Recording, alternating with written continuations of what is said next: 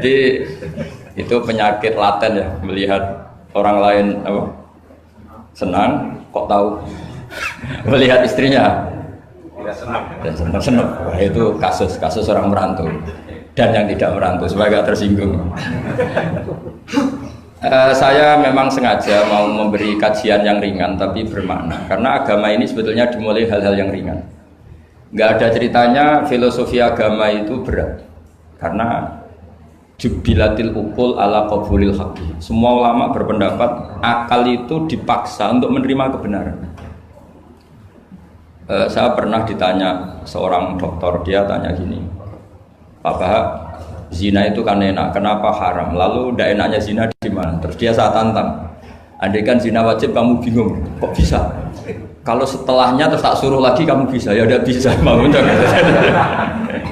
Akhirnya dia mikir ya, kalau wajib malah bingung harus mengumpulkan uang untuk murder, dan kalau dia senang seseorang tidak harus kesampaian, ya kan? Kalau kamu senang seseorang kan tidak mesti dia senang kamu, kan repot kan? Kalau senang tidak mesti dia senang kamu, atau nggak senang maunya dibayarkan repot. Mendingan diharamkan terus tidak usah, kan enak malah. Tidur di kamar happy santai, syukur-syukur itu terganti oleh sujud, oleh munajat, oleh kesenangan-kesenangan yang religi.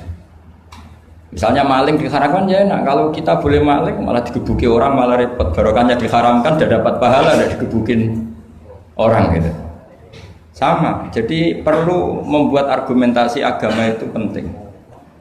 Selama ini ada kesolehan-kesolehan amatir, itu yang sering saya kritik setiap saya ngaji itu kesolehan apa? Amatir. Misalnya gini, kadang-kadang orang ngeluh gini, Islam itu repot, mau kebar gak boleh, mau bebas gak boleh, andai kan boleh semua kan enak. Pertanyaannya adalah, ketika boleh semua, apakah lembaga maksiat ini tidak ada aturan? Kan tetap ada aturan. Boleh pakai kalau bayar, itu aturan enggak? Aturan. Kalau yang cantik mahal kan aturan. Kalau khamr atau arak yang enak mahal kan aturan. Artinya gini, di tempat yang maksiat pun banyak apa? Aturan. Kenapa aturan di tempat maksiat kamu anggap kebebasan, sementara agama ngatur kamu anggap pengekangan? Ini namanya soleh amatir apa? Soleh amatir itu yang latihan soleh. Tapi kalau solehnya sudah lama, kayak saya ini masuk soleh sudah lama, tidak tahu saya. Dari Gus Bak Syukur yang nggak seneng namanya akan komentari ujub, ya sudahlah itu biasa manusia seperti itu. Seperti sama merengut, yang senang akan bilang pemikir serius, yang nggak seneng kok merengut air. Orang ita itu ya gitu, yang seneng bilang wah itu sibuk ngalor ngidul, yang nggak seneng kan bilang wah ita itu. Jadi itu kan nggak usah dipikir lah, komentar orang itu nggak usah dipikir. Jadi ini penting saya utarakan. Sehingga saya berpikir, terutama untuk zaman akhir. Saya ulang lagi, terutama untuk zaman akhir. Saya buktikan sekian ayat. Sebenarnya saya hafal Quran, tapi ini tak bawa Qurannya supaya nanti kamu bisa nyari ayatnya. Syukur-syukur kamu bisa nyanyi saya hafal Quran, bagus ini.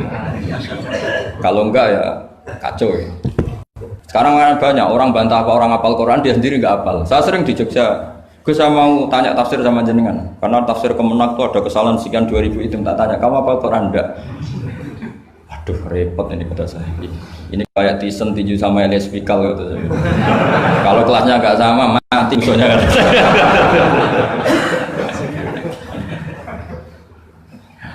Karena bukan karena ini keangkuhan, tapi proporsional apa? Proporsional. Saya cerita yang ringan-ringan saja, sebagaimana sanad saya dari guru-guru saya ila Rasulullah Shallallahu Alaihi Wasallam. Agama itu dimulai dari kesenangan, happy, farah kalau dalam bahasa Arab al-farah. Ayatnya jelas, kul bi fadlillah wa bi rahmatihi fa bidzalika falyafrahu. Ingat Muhammad dengan fadl Allah, anugerah Allah dan rahmatnya, kemudian dengan itu kamu harus senang. Sehingga dengan senang kepada Allah dan Rasul itu nikmatnya Masya Allah. Andai kan senang itu bisa ditakar, orang yang sedang tahajud menangisi dosanya plus menangisi nasibnya kalau di perantauan ini. Itu senangnya sama orang yang sedang dugem itu mesti kalah, mesti senang yang sedang tahajud. Karena orang-orang maksiat itu sebenarnya orang-orang susah. Kalau tidak susah gimana? Setelah itu semua ditanya senangnya di mana? Tidak tahu dia mabuk. Sementara senang kamu ingat betul tadi malam saya nangisi dosa-dosa saya, nangisi nasib saya, kemudian tenang karena kembali ke Allah, kembali ke Rasul. Itu luar biasa senangnya. Tapi masalahnya sekarang ibadah itu kayak ancaman. Kalau ada pondok mewajibkan tahajud, itu santrinya itu sudah mendelik dulu. Kalau di masjid-masjid gini itu kira-kira diwajibkan tahajud, orang juga protes. Ini aliran sesat, sunat kok diwajibkan. Jadi agama itu banyak keunikan, tapi yang jelas saya pastikan kamu harus senang.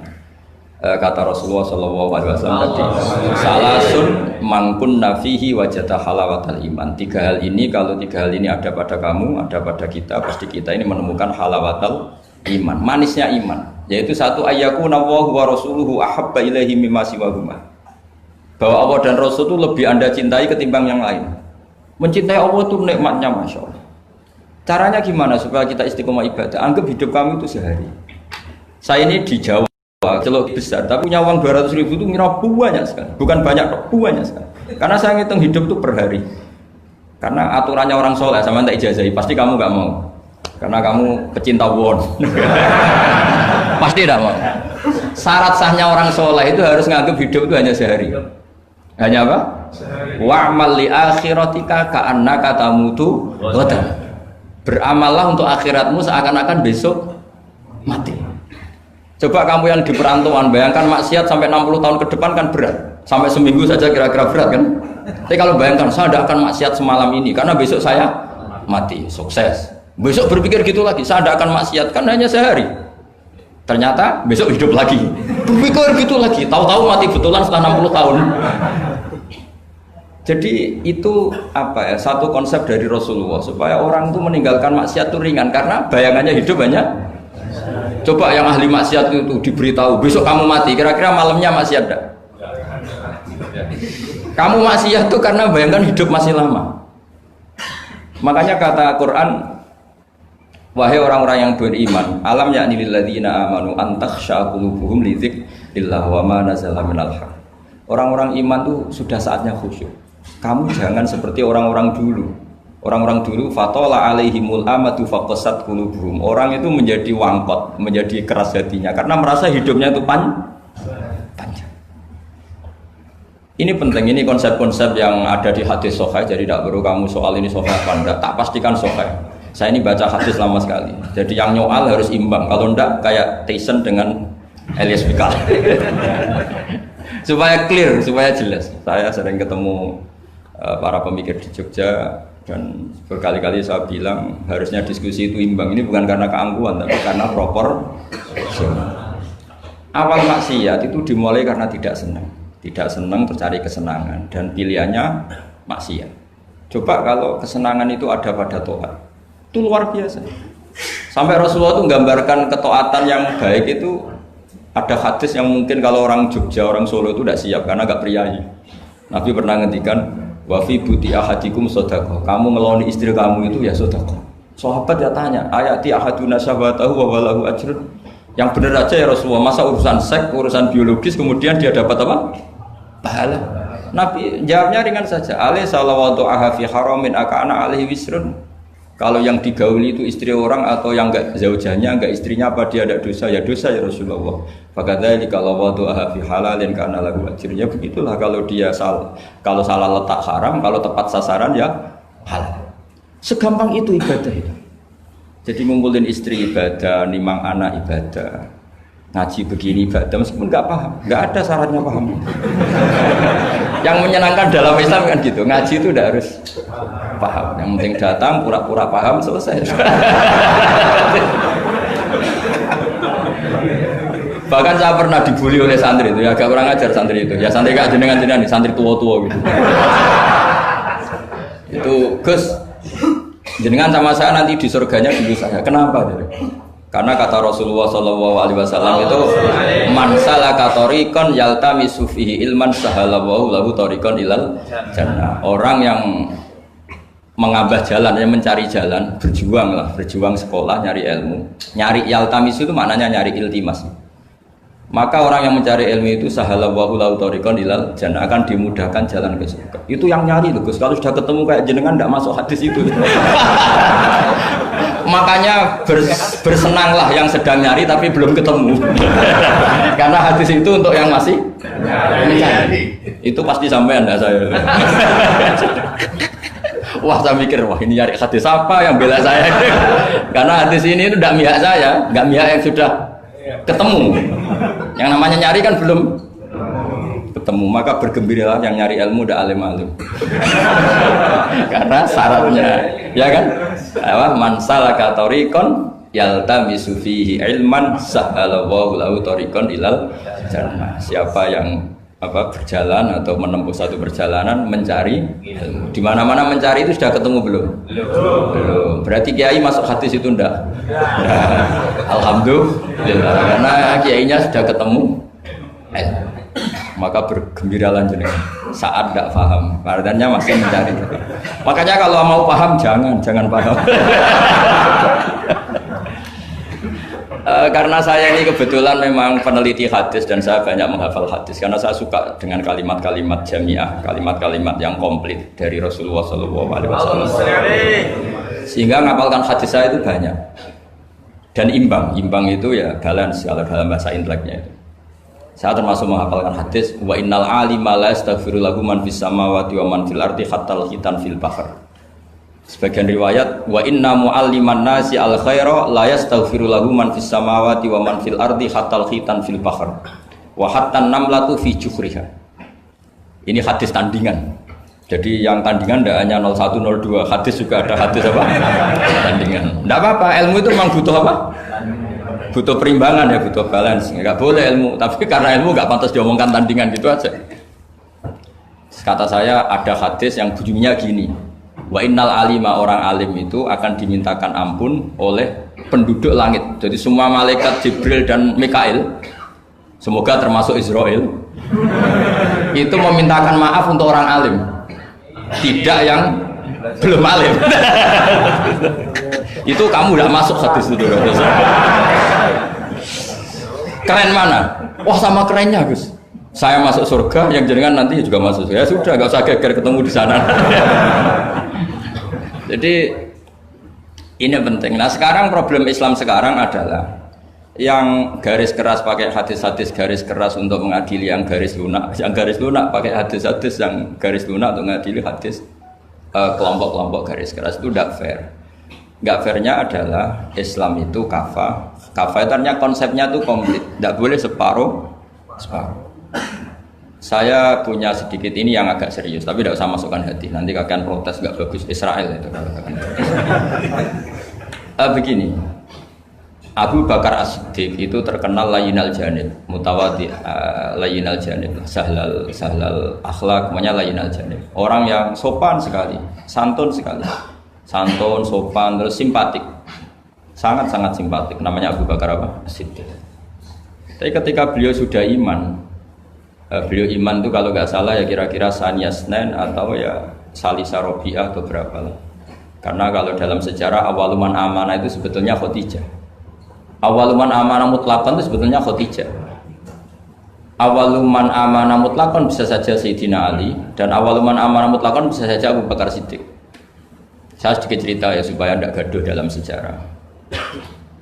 Ketika Rasulullah umur 25 itu ketika beliau umur 20 itu Khadijah itu karena punya paman penginjil namanya Waraqah bin Naufal itu sudah tahu kalau Nabi akhir zaman ya Muhammad itu, sehingga dia memerintahkan hulamnya namanya Maisarah itu nama cowok, nama lelaki, ini perlu dicatat. Nanti kalau kamu tahu Maisarah menemani Nabi dalam perjalanan, terus kamu tiruah cari Maisarah ya. Maisarah itu nama lelaki ya. Lihat ya, Maisarah itu nama orang Arab memang lucu. Biasa nama lelaki pakai tak muannas kalau dalam ini Mas Rois ini bahasa gontornya itu. Kalau bahasa Arab biasa Maisarah lelaki, Tolha lelaki, Hamzah lelaki. Jadi biasa kalau bahasa Jawa kan enggak, soleh dan solihah, muslimin dan muslimat, pokoknya kalau ada tak itu manas. Cuma bahasa itu agak nggak harus, tapi tahunya baru gitu sudah bagus loh, bisa naik kelas. Akhirnya Maisarah itu disuruh Khadijah khusus untuk meneliti Muhammad. Dulu masih jangkar karena belum Rasulullah. Setelah diteliti di perjalanan ke Syam, mengikuti dagang. Semua keajaiban dan alamat nubuwah itu ada semua, termasuk tuzilluhul ghamamah tuti'uhus sahaib. Setiap perjalanan yang terik itu matahari pas apa? Ghamamah itu apa? mendung mengayomi Nabi. Saya termasuk orang yang ditakdir pernah di pohon tua yang dulu jadi alamat nubuwah. Di Jericho itu ada pohon tertua di dunia. Pas saat di situ malah ada film dokumenter Kristen pas itu. Karena pohon itu semua Nabi pernah duduk di situ, termasuk Nabi Isa dan Nabi Muhammad SAW. Dan itu para pendeta tahu reaksi pohon. Jadi kalau duduk, kalau sampean yang duduk pohonnya agak reaksi biasa saja. Tapi kalau Nabi yang duduk itu akan direaksi. Misalnya Nabi duduk di barat, kemudian matahari teriknya dari barat, pohon itu akan pindah ke barat supaya geser. Sehingga Rohibu Khairo itu tahu ini calon Nabi sesuai definisi atau kriteria yang ada. Singkat cerita, setelah Maisarah lapor sekian alamat Nabi itu diceritakan Khadijah, terus Nabi ketika umur 25 dia memantapkan diri untuk nikah sama orang yang bernama Muhammad. Tapi Khadijah itu mulai agak kecewa. Kok nggak jadi Nabi? Biasa-biasa saja, tetap dagang saja. Nabi tetap dagang. Hanya tentu tetap punya sifat amanat, kredibilitas dijaga, semuanya terjaga. Tapi nggak ada alamat Nabi yang ekstrim lah yang. Sehingga Khadijah mulai mamang ini kapan jadi Nabi ini kok gini-gini aja. Ya. Nah, pas umur 40 itu Nabi ngalami yatahannas itu yata'abbad al-layali yadawatil adat. Kalau dalam Sahih Muslim disebutkan fakana yatahannasu fil ghar wa huwa at-ta'abbud al-layali yadawatil adat. Yang dikatakan tahannus adalah menyembah Allah di gua, menyepi, kemudian beberapa hari. Terus di hadis itu juga diterangkan wa yatazawwadu lidzalik. Perlu dicatat dulu tirakannya Nabi itu ya bawa bekal. Bukan terus kelaparan 3 hari nanti fata morgana yang dilihat. Jadi ini perlu dicatat. Kadang banyak orang tirakat gak makan 40 hari, gak makan 3 hari itu malah bahaya. Karena yang dikatakan nur atau apa ternyata fata morgana karena lama gak makan. Jadi perlu dicatat di hadis itu jelas ada kalimat wa yatazawwadu lidzalik. Ya Nabi ya normal bawa apa? Bekal. Jadi tidak lapar-lapar amat. Tapi tidak satu nampan kayak makan di atas tadi ndak ya. Kalau itu makannya orang kelaparan itu. Ya tapi bagus lah, saking hormatnya sama kiai makannya banyak. Apa ngetes kiainya? Kalau banyak ada kiai ini. Tidak tahu. Motifnya apa tidak tahu. Motifnya tidak tahu. Tapi husnudzon wajib. Panitia tenang saja. Kiai itu wajib husnudzon. Harus baca ini ya Muhammad. Nabi begitu Fatih. Sehingga ini penting sekali karena jarang orang mengungkapkan ini. Kenapa jarang mengungkapkan? Kemungkinan satu tidak tahu. Dua, karena kadang kiai itu ya manusia, Ustadz juga manusia. Kadang-kadang dengan tanda kutip itu ya pecundang. Dia ngomong yang dicintai pasar, itu yang saya sesalkan betul. Tidak ngomong yang dibutuhkan dalam khazanah Islam. Itu saya kecewa betul. Dan semoga mereka itu tobat. Enggak boleh seperti itu. Coba kita ini Islam mulai kecil, punya kiai mulai kecil. Kadang-kadang tidak pinter-pinter. Karena ayatnya itu terus sama. Kubu sebelah misalnya dalil ayat ini, yang ini terus gitu aja. Kalau orang sunat diceritain Nabi Ibrahim sunat 80 tahun itu pakai palu, pakai apa itu? Kodum itu tapak langganan ya. Kalau ada orang mati ya mesti kullu nafsin dha'iqatul maut. Kalau ada orang nikah mesti faman rohibaan sunnati fahu, itu saja. Jadi umat ilmunya tidak tambah, ya sudah siapa saja yang nikah ya itu aja, yang mati ya itu aja kullu nafsin. Karena ya pasarnya seperti itu. Buat sekali-kali ada orang mati itu bilang, ayo pesta. Karena orang dolim ini sudah mati. Ngurangi beban bumi. Ngurangi beban apa? Syukurilah kematian orang fasik ini. Itu nggak disangoni sampai itu. Sudah ada disangoni, dibenci keluarganya, ya enggak? Ya daripada gitu yang umum saja kullu nafsin dha'iqatul maut. Kematian adalah mau'idhah, kafa bil mauti wa'idhan. Cukup mati sebagai nasihat, ya ikut pasaran saja. Karena itu yang menghasilkan pasar. Tapi resikonya itu ilmu itu tidak tambah apa? Tambah. Ini kritikan saya, semoga ini membantu ya supaya ustadz-ustadz itu kalau ngaji itu mikir yang dibutuhkan umat, jangan permintaan pasar, itu tidak bagus. Saya datang ke sini juga bukan karena undangan. Saya yang bilang saya tanpa diundang pun ingin datang ke Korea karena saya ingin sujud di bumi ateis supaya nanti keren. Keren betul, sampean tuh keren betul sujud di bumi. Wah itu pol kerennya tuh, hebat. Kalau sujud di Mekah, Medina, di Indonesia itu kan wajar. Ini sujud di bumi. Jadi kalau kamu ditanya, saksinya siapa kalau kamu sholat di Gonjong? Apa nih yang ini? Asan. Yang seru yang apa? Enggak yang lain yang GG. Gonju itu apa? Suwon. Sama lagi. Itu malaikat mesti itu apa itu? Parah lagi kalau ditanya, sujudnya di mana? Di kamar mandi. Karena kalau pas kerja kan hanya dikasih waktu berapa itu? 5 menit dan itu pura-pura di kamar mandi. Keren nggak? Keren. Jadi padahal bumi itu akan bersaksi yang dipakai tempat sujud. Itu paling keren mesti yang Korea. Apalagi yang pas kerja. Kalau sini kan masjid masih normal. Kalau pas kerja kan di kamar mandi. Iya di pabrik ya maksudnya. Oh iya. Jangan yang priai yang itu, yang nggak priai itu. Di gudang ya. Gimana Pak? Sampai mesin ya. Ayo, mesin sebagai saksi. Ya bagus lah. Saksinya apa? Kubuta gitu. Yang jelas jangan kerja di pabrik salib. Saksinya apa? Kerjanya bikin apa? Ya, pas waktu sholat. Saksinya apa? Itu. Bisa berhadapan-hadapan itu saksi sama yang disaksikan. Begini ini intermezzo saja tapi betul. Jadi kemudian Khadijah kembali ke Khadijah tadi. Rasulullah itu nggak bisa baca. Walhasil akhirnya ditakdir bisa. Saya mengatakan bukan karena belajar, ditakdir bisa. Karena syaratnya Nabi itu harus ummi. Ummi itu keibu-ibuan. Tapi Nabi itu uniknya begini. Justru beliau ngira itu malakul maut. Jadi pulang itu yarjufu fuadu. Dia gemeteran sekali. Nangis pulang itu yarjufu fuadu nangis. Terus bilang ke Khadijah zamiluni zamulini. Coba saya kasih selimut. Kalau dalam bahasa Arab itu boleh khitab sama perempuan itu pakai ya mu'annas sama khotoba atau pakai mudzakkar ghaib al mudzakkar mukhatab jamak tapi niatnya ahli. Jadi kalau orang Arab bilang normalnya kalau perempuan kan zamilini karena khitabnya satu yaitu Khadijah. Tapi Khadijah itu nama ahlun, nama keluarga. Sehingga dalam bahasa Arab juga boleh zamiluni apa? Pakai khitab apa jamak mudzakkar. Khadijah terus dikemulin. Di mana-mana namanya ketakutan itu ya dikemulin. Dan di mana-mana kalau ketakutan itu cari istri. Yang bayang di perantauan ya kalau ketakutan. Enggak usah lah banyak menyinggung orang. Pokoknya seperti itu. Sunnah manusia apapun hebatnya kalau ketakutan itu nyari istri. Jangan bahasakan nyari perempuan, nyari istri ya. Jadi garisnya jelas ya. Kalau ketakutan nyari apa? Istri. Nyari istri apa nyari perempuan? Istri. Alhamdulillah. Bagi yang punya. Bos. Akhirnya dikemulin sama Khadijah. Ada apa? Oh saya tadi ketemu malakul mauti gini-gini. Khadijah tuh senangnya bukan main. Ini yang saya tunggu. Hampir saja saya putus asa. Takut kamu nggak jadi nabi. Ya? Terus tanya Khadijah. Lalu sifatnya orang tadi kayak apa? Oh gini.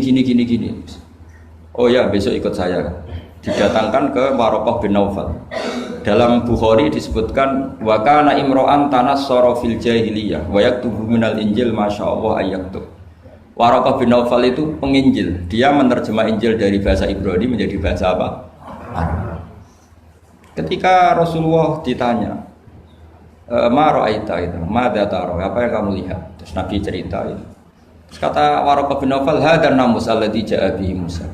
Bahasa lainnya malak itu namus. Hadan namus alladzi ja'a bihi Musa.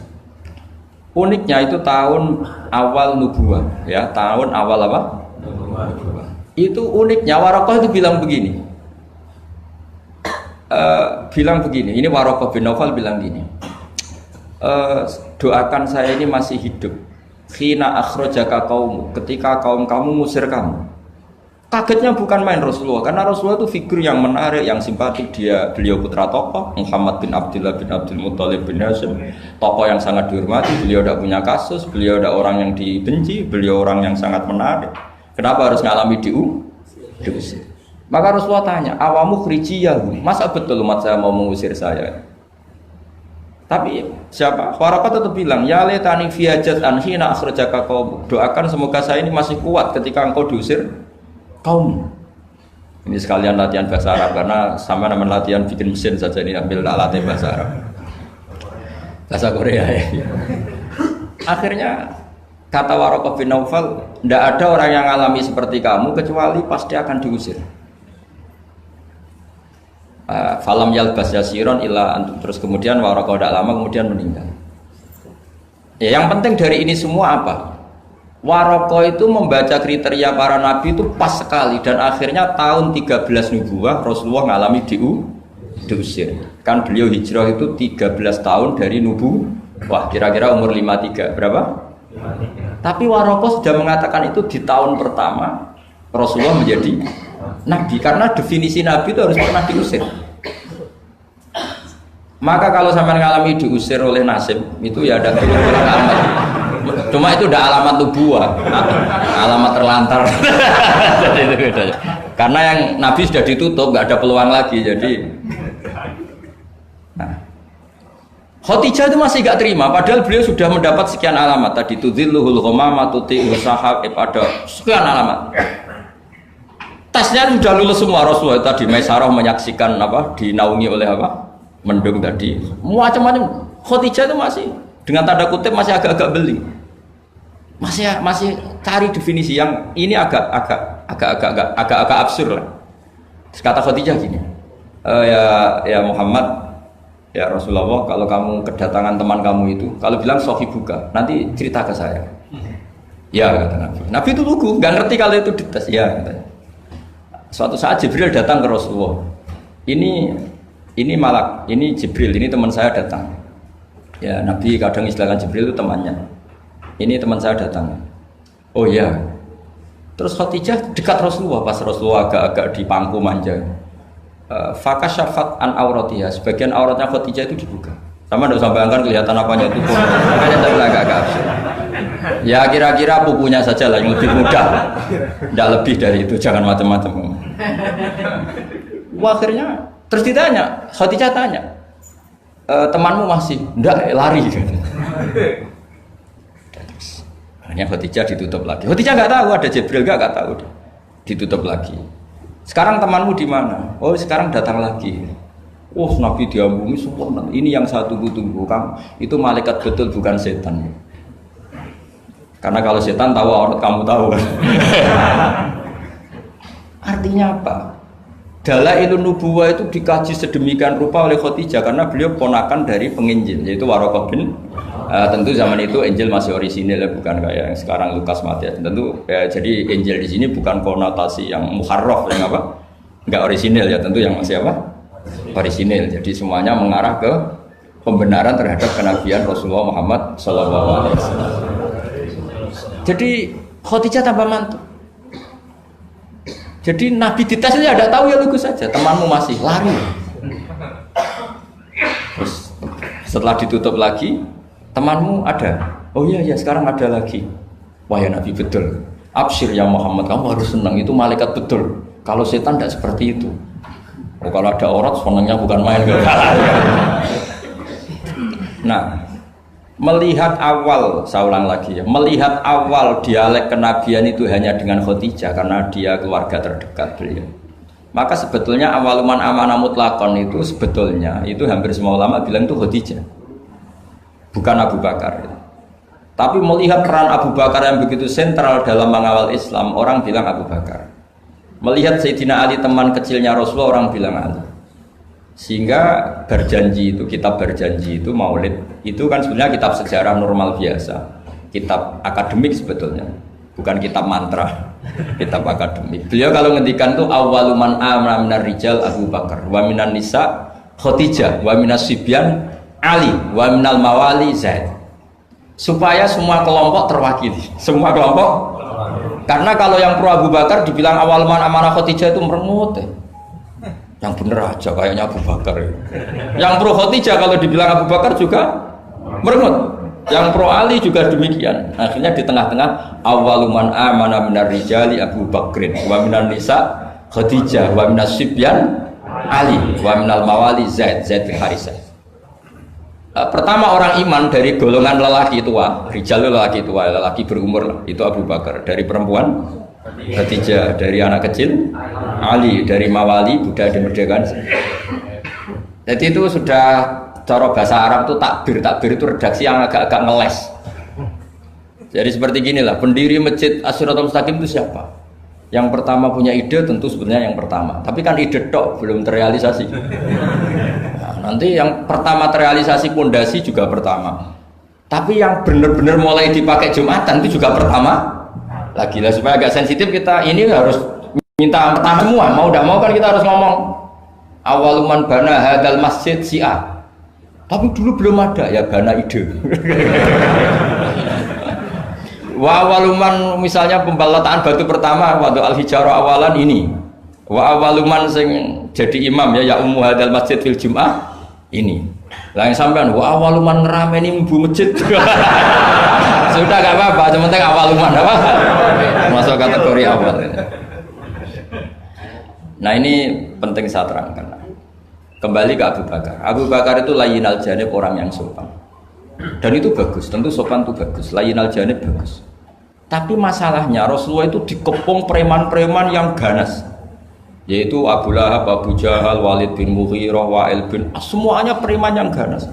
Bukan sekedar kafir tapi ganas terhadap umat Islam. Mereka penyiksa-penyiksa ulung, termasuk akhirnya ada yang mati syahid, awalul syahidin fil Islam, yaitu Ammar bin Yasir.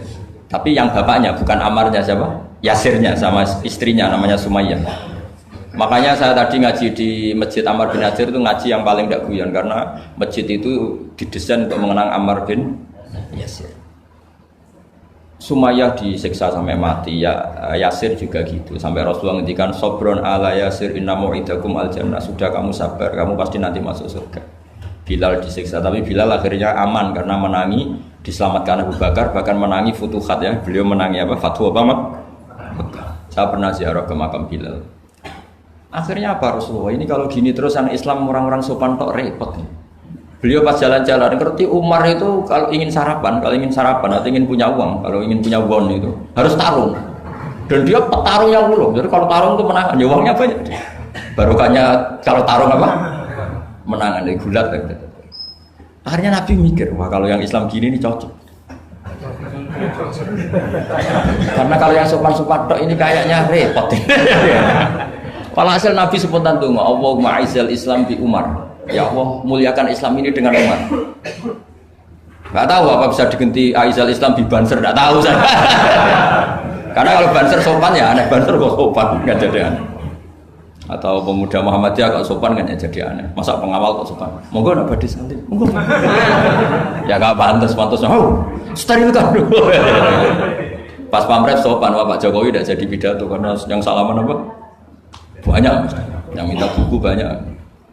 Singkat cerita, betul. Karena Nabi yang berdoa itu di sebagian tarikh menyebut doanya Senin, Kamis sudah masuk Islam. Hanya Senin, Selasa, Rabu, Kamis.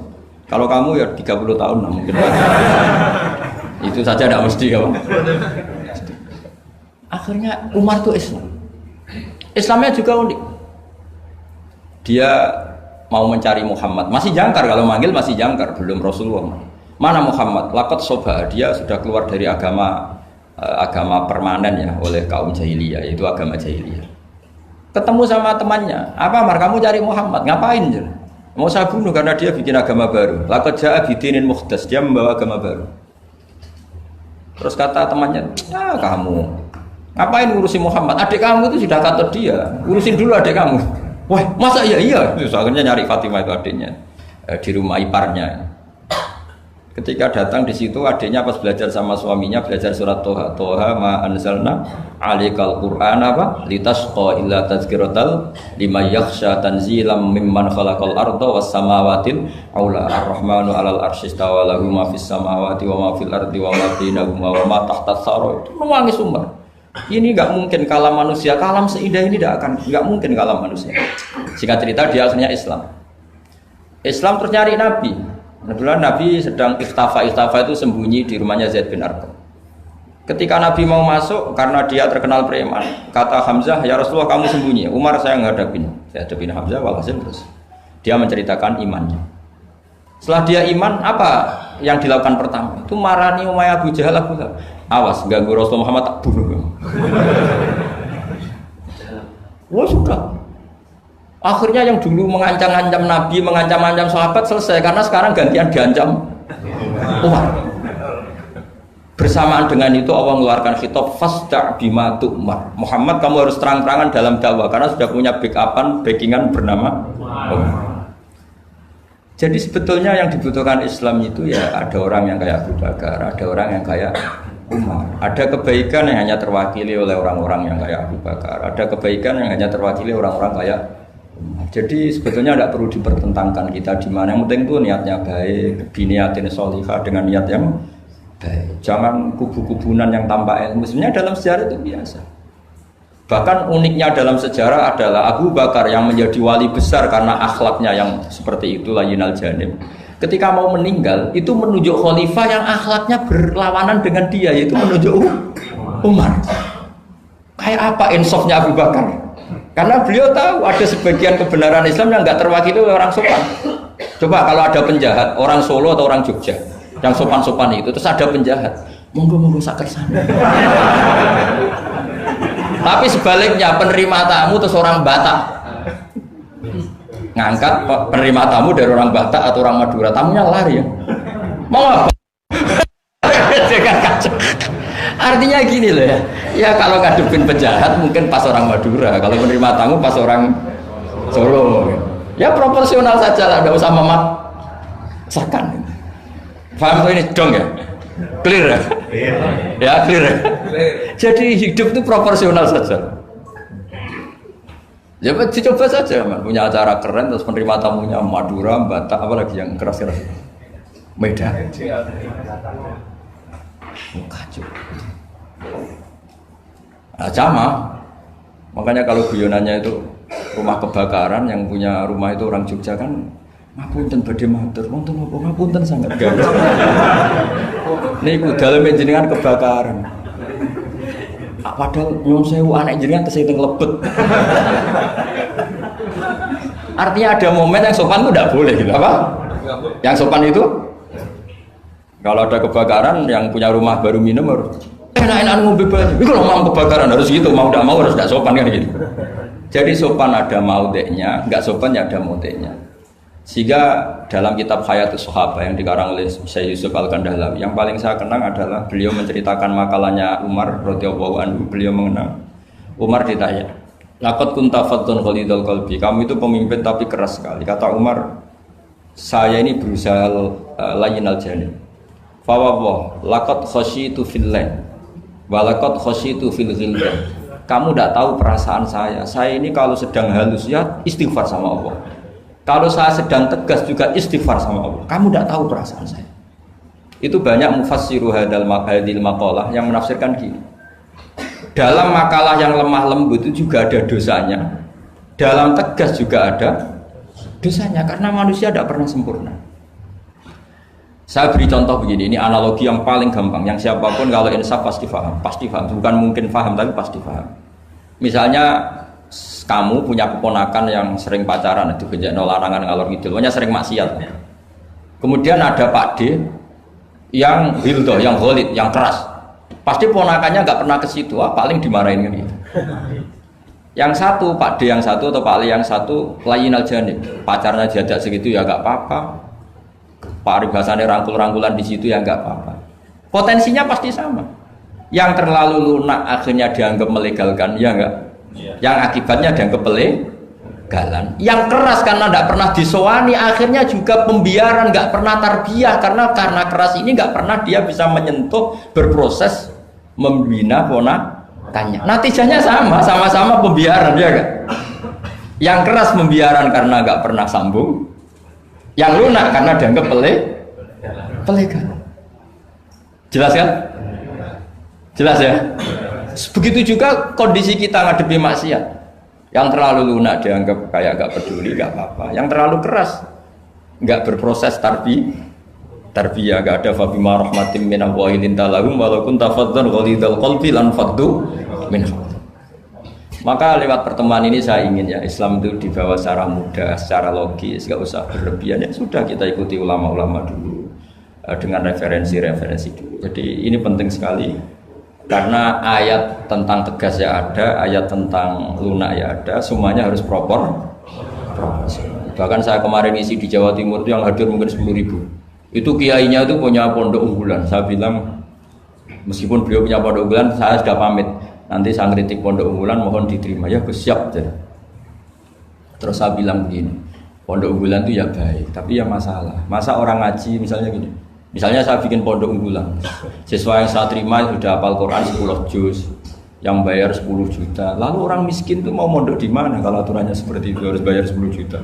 Lalu yang goblok-goblok mau ngaji gimana? Harus hafal 10 juz. Makanya aneh, pabrik-pabrik aneh. Menerima yang sudah pengalaman kerja. Sudah pengalaman kerja ya tidak ngelamar, sudah punya pekerjaan. Di mana-mana nyari kerja yang belum. Mana-mana saja. Nah, saya kemarin ngaji di UI juga bilang gitu, kampus-kampus itu baik karena bikin standar ini SAG, ini MA, ini dokter bagus. Tapi andaikan semuanya belajar Islam lewat kampus, masa ingin belajar Islam harus kuliah dulu? Lalu Mbak kalau belajar Islam gimana?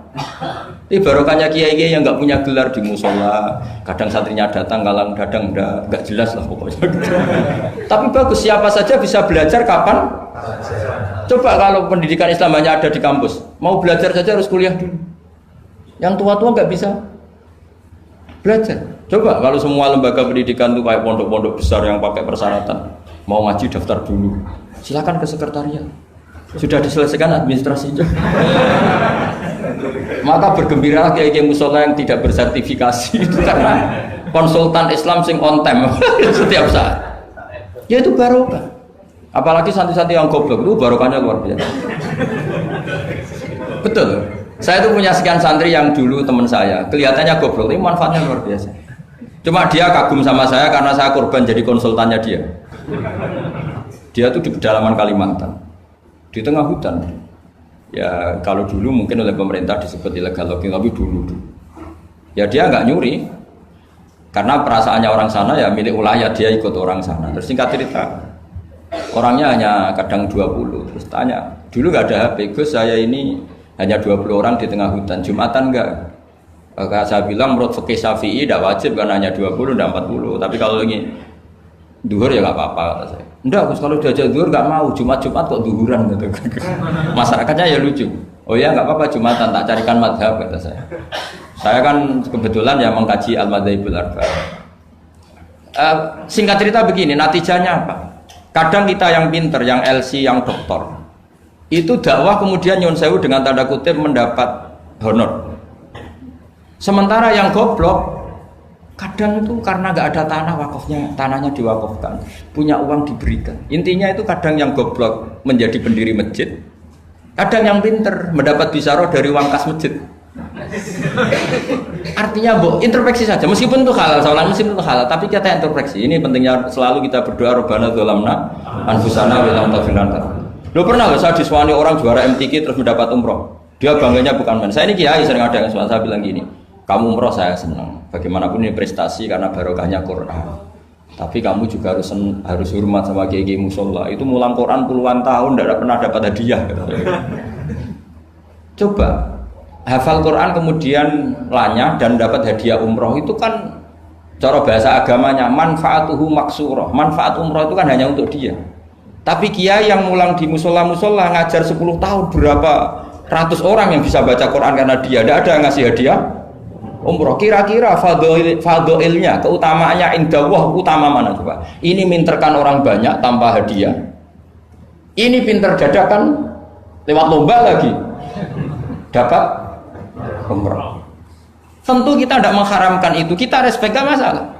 Tapi kalau kumo luhur salah lawan pasti. Karena kalau kumo luhur nanti menafikan keistimewaan orang-orang yang istiqomah Jadi kita fair saja. Ini juga penting untuk syiar, ya supaya anak-anak semangat ngapalkan. Tapi jangan lupa yang sedang ngajar-ngajar yang nggak jelas tadi. Yang muridnya kadang 3, kadang bubar, tak tanya, Pak ya yang ngaji berapa? 10 Gus. Lah yang datang 2 ya biasa gini Gus. Kadang 2, kadang 1. Ya seperti di sini di perantauan, jamaahnya pasti tidak istiqomah, tak jamin itu. Jadi tidak usah saya tanyakan itu sudah pasti. Jadi jamaah itu nomor 2, nunggu pas nganggur liburan kan gitu kan. Jadi saya mohon beragama itu biniatin sholihah. ijazah bapak saya ke saya itu yang berulang-ulang tadi. Sementing aku itu duwe qalbin salim. Makanya kata Allah, zaman itu illa man atawaha biqalbin salim. Yang selamat di hari mahsyar itu hanya satu, orang yang sowan Allah biqalbin salim, dengan hati yang selamat. Hati yang selamat itu melihat kubu lain ya dengan insaf. Ya melihat yang kunut ya biasa, tidak kunut biasa, itu masalah khilafiyah biasa. Dulu itu Imam Abu Hanifah tidak pernah kunut. Jadi tidak kunut itu bukan mazhab Muhammadiyah, mazhabnya Abu Hanifah. Muhammadiyah tidak mujaddid, juga tidak mujtahid. Yang kunut juga bukan mazhab Hasyim, mazhabnya Imam Syafi'i. Itu dulu ya biasa. Imam Syafi'i itu kalau Jumatan di Masjid Abu Hanifah ya enggak kunut. Ketika ditanya, 5 dalam takluk. Waqad qulta bi sunniyati. Kenapa kamu tidak kunut padahal kamu berpendapat kunut itu sunnah? Jawaban Imam Syafi'i, adaban ma'hadal imam. Saya sungkan sama Imam. Padahal Imam Abu Hanifah waktu itu sudah wafat, hanya makamnya. Dulu itu biasa sekali karena apa ya? Karena mereka pandangannya luas. Apa? Pandangannya luas. Ada seorang ulama ditanya, kalau ada orang kawin yang nyuwun sewu hamil di luar nikah, kemudian akhirnya nikah, bagus enggak? Saya ulang lagi, enggak usah tertawa, awas kalau tertawa. Ada orang hamil di luar, kemudian dinikahi sama yang menghamili, itu bagus enggak? Ada ulama yang bilang bagus lah. Kan kaget ulama yang garis keras ya. Bilang-bilang dirajam atau dipukulin kayak kira-kira kan pikirannya gitu karena suka ngadili orang ya. Ini ada di kitab Mizan Kubro. Kalau kamu nggak percaya lihat di kitab Ikhtilaful A'immah Rahmah itu. Karena cara berpikir sederhana.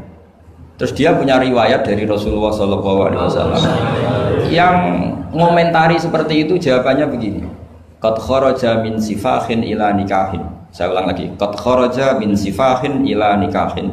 Berarti dua orang itu telah keluar dari tradisi kumpul kebo menjadi tradisi nikah. Misalnya malam ini dia masih kumpul kebo, terus paginya nikah, malamnya lagi kan sudah sah. Artinya apa? Dia keluar dari tradisi sifat sekarang ke tradisi nikah. Artinya melihatnya masa depan saja, tidak usah lihat masa belakang. Jadi ulama ya ringan saja. Ya ada ulama yang tetap marah. Susah apa sih langsung kawin disik-disik, ngapain baru setelah itu kawin? Ya bagus supaya jadi apa ya, supaya jadi pelajaran. Ya monggo saja yang tetap keras supaya apa tanfir, kalau dalam bahasa Arab tanfir, taksna atau takbih, apa memperburukan yang memang tapi yang ini juga bagus, yang sudah kadung ya sudah, sekarang dia mau tobat ya dikomentari saja qad kharaja min sifahin ila. Ini penting saya utarakan, jadi nanti mungkin saya ada 1-2 pertanyaan, 2 saja, saya capek ini karena yang belas pertanyaan jangan keluar. Saya ulang lagi, pertanyaan jangan keluar. Terus yang ringan-ringan saja, karena agama ini dibangun dengan keringanan. Tadi yuridu wa bikumul yusra wala yuridu bikumul usra. Dan kalau pertanyaannya ekstrim itu nanti rusak. Kata Rasulullah, innama ahlakal ladzina min qablikum kasratu masailihim. Dulu orang rusak itu karena banyak tanya. Karena nanti kalau Allah ditanya itu mesti tersinggung. Karena apa ya? Orang tanya itu tadi mengkritisi perintah. Sampean tahu kenapa malaikat dimarahin Allah? Gara-gara apa? Tanya. Ya tak ceritani sedikit ya. Allah kan memaklumatkan ke alam langit. Inni ja'ilun fil ardi khalifah. Saya putuskan bahwa manusia ini jadi khalifah fil ard. Malaikat langsung tanya apa? Qalu ataj'alu fiha may yufsidu fiha wa yasfiku. Yang benar saja ya Allah, tolong dievaluasi. Manusia itu kan potensi yang rusak. Yufsidu itu fi'il mudhari', berarti mustakbal. Cara terjemahan bebasnya manusia itu berpotensi merusak. Wasfikut dima, dan berpotensi mengalirkan darah. Betul hanya tanya, tapi artinya kan gini, ya Allah, kali ini kayaknya enggak pas keputusan kau ini. Tolonglah Deva. Makanya Allah marah, qala inni a'lamu ma la ta'lamun. Apa menang? Karena tanya ini. Makanya syaratnya Nabi itu harus ummi. Enggak boleh intelektual jadi Nabi. Bahaya itu nanti. Misalnya intelektual jadi Nabi, kok ketemu malaikat di Gua Hira, kenapa di sini, kenapa tidak di mall saja? Jadi repot nanti. Karena semua disoal secara intelektual. Makanya saya syukur sama Anda jadi Nabi dan tidak akan jadi Nabi. Nah, inteleknya itu. Jadi ini penting saya utarakan karena sekarang itu agama mau dicerdasin, ngajinya agak gelem tapi mau kritis. Itu bahaya betul. Makanya innama ahlakal ladzina min qablikum kasratu masa ilim, karena banyak pertanyaan. Ya bahaya betul. Masa Allah dievaluasi. Apa? Makanya saya termasuk gak senang ketika ada sholat gini peregangan apa pernapasan terus kalau sujud apa saya tidak senang. Saya senang saya gini nanti sholat lama-lama fungsinya kayak senam yoga. Gini saja, semua yang diperintahkan Allah pasti ada hikmahnya, saya yakin ada hikmah. Tapi tidak usah hikmah ini jadi tujuan. Kalau nanti jadi tujuan terus orang bilang gini, itu sholat terus sakit, yang nggak sholat sehat, habis kamu. Ya kan? Tapi kalau ada orang tahu hikmahnya gini untuk apa, narik nafas atau apa yang gini, ya monggo lah sauni-unimu ya nggak apa-apa lah seperti itu.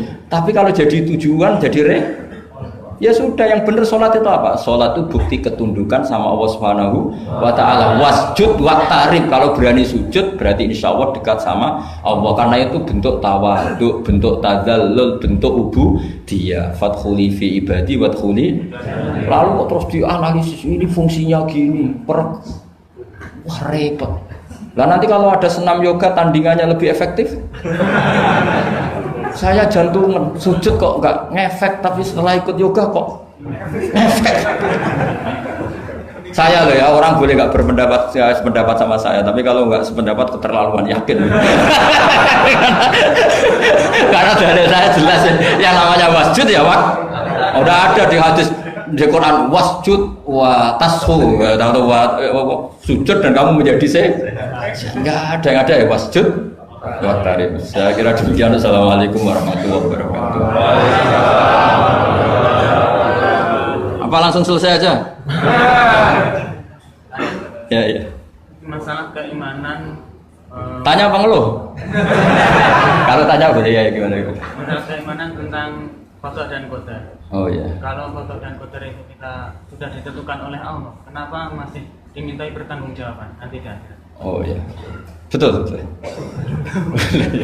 Ya seperti mukadimah saya tadi ya. Jadi ngaji itu harus kafah. Kafah itu artinya komplit. Jadi Nabi dalam banyak hal yang momennya tepat ya menganalisis dengan qada qadar, tapi dalam banyak hal juga melarang orang membicarakan qada qadar. Jadi misalnya gini, kamu kadung ditakdir pernah punya dosa dan kamu ingin tobat, maka dosa yang masa lalu anggap saja qada qadar, terus keinginan tobat itu anggap aturan syariat. Jangan lalu setelah qada qadar kamu tidak berkeinginan tobat.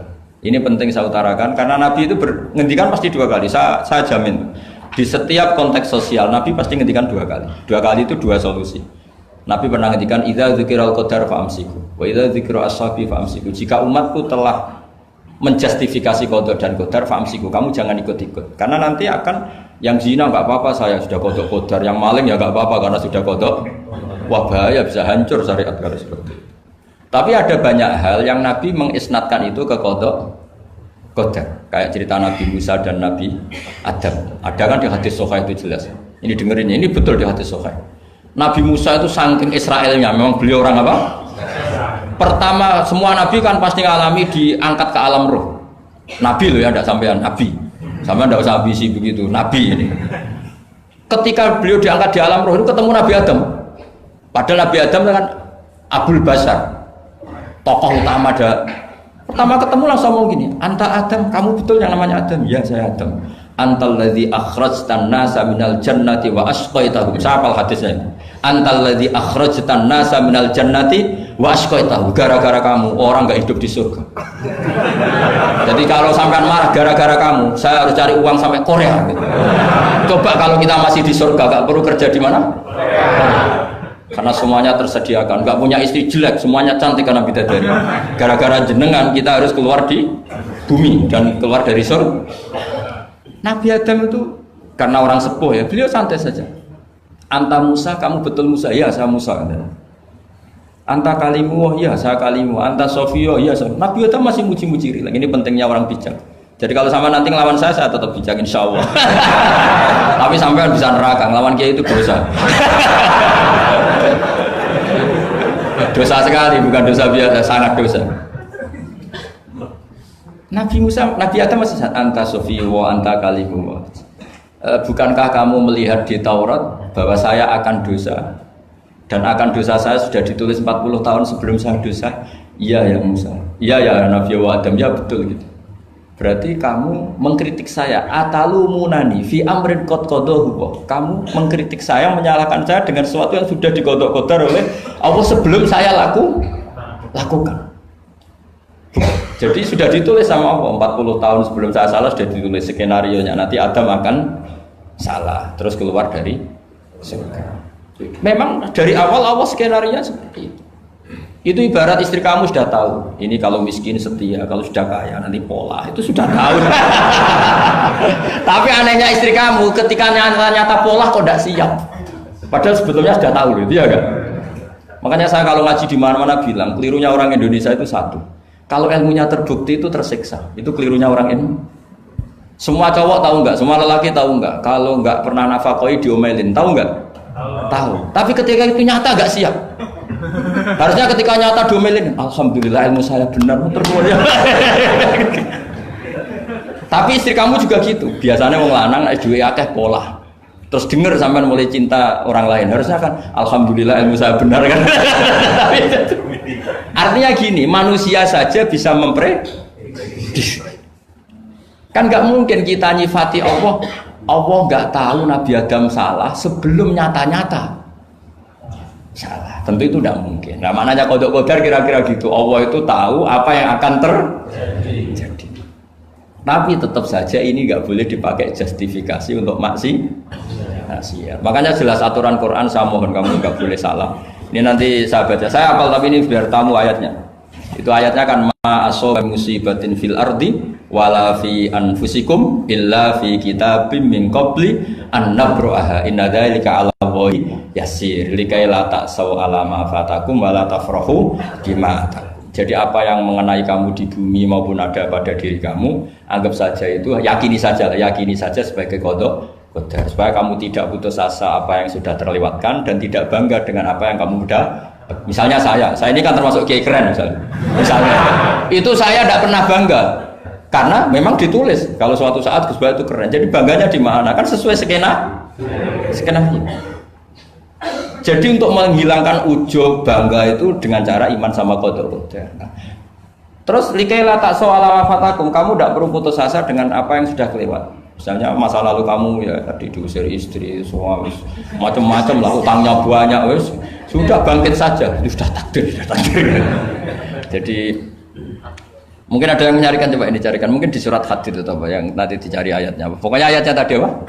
Ma asoba mim musibatin fil ardi wala fi anfusikum apa? Illa fi kitabim min qabli an nabraha inna dzalika 'ala Allahi yasir likaila taksau 'ala ma fatakum wala tafrahu bima atakum. Jadi kodok kodar ditulis supaya kamu tidak putus asa menyesali apa yang sudah kelewat dan bangga kumoluhur terhadap apa yang kamu dapat.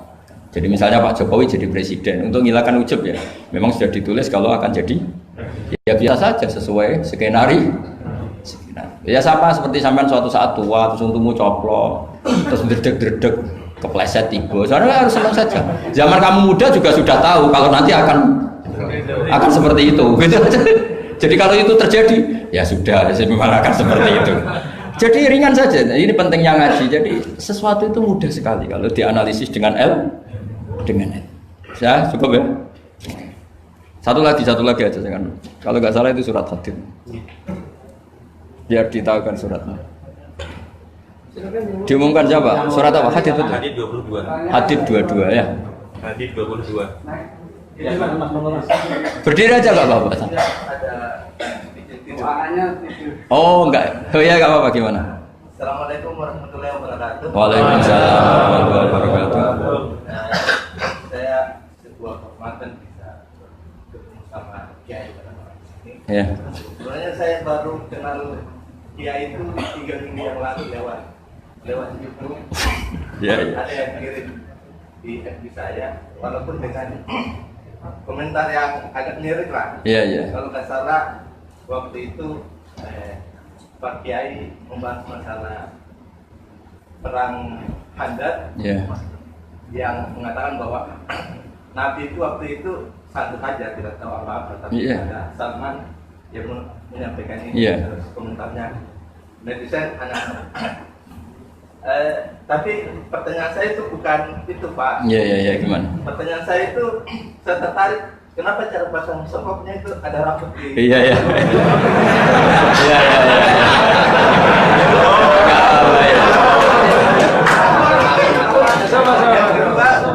Yang kedua, ini sebenarnya hal umum. Saya bukan ahli Al-Quran, tapi ada ayat yang mengatakan bahwa sampaikanlah dari aku meskipun satu ayat itu enggak. Walaupun itu cuma satu ayat. Dari aku balighu anni walau ayat. Nah, yang itu menurut saya menjadi dengan dunia medsos saat ini, orang yang betul-betul mungkin bukan cuma sekedar satu ayat, cuma satu kata, itu di broadcast yang mungkin memacu perdebatan. Makanya ini begini, namanya siapa? Sulaiman. Begini aja, ini saya jawab. Tapi ini ringan, sama relax saja, santai. Jadi memang tradisi ulama sama masyarakat itu beda. Jadi kalau Nabi dikatakan tidak tahu dalam konteks tertentu itu malah madh. Madh itu memuji. Karena tadi syaratnya Nabi harus ummi. Ummi itu kan keibu-ibuan. Jadi kalau Nabi tahu itu nanti seakan-akan dia itu dikawal oleh ilmunya. Padahal Nabi itu dikawal oleh nubuwah. Ini bedanya Nabi sama ndak. Jadi Nabi di Quran itu biasa ada kata makun tatadri mal kitabu walal iman. Terjemahnya kan kamu tidak tahu. Kanjeng Nabi biasa didhawuhi Allah makun tatadri mal kitabu walal iman. Kamu itu tidak tahu apa itu kitab. Tapi itu sifat madh. Sifat apa? Madh. Madh itu memuji. Kenapa itu jadi pujian? Karena Nabi kalau sudah tahu urusan sesuatu nanti jadi ilmu tandingan menandingi wahyu. Lah mungkin netizen nyuwun sewu bukannya ngritik, bukannya apa. Mungkin nggak paham tradisi ulama itu. Jadi kalau ulama bilang Nabi itu tidak tahu itu bukan sifat dzam tapi sifat madh, memuji. Di Quran banyak kalimat makun tatadri mal kitabu walal iman. Makanya Nabi ketika disuruh baca Iqra ya Muhammad, jawabnya gimana? Saya tidak bisa baca, tapi bukan sifat buruk, justru bagus.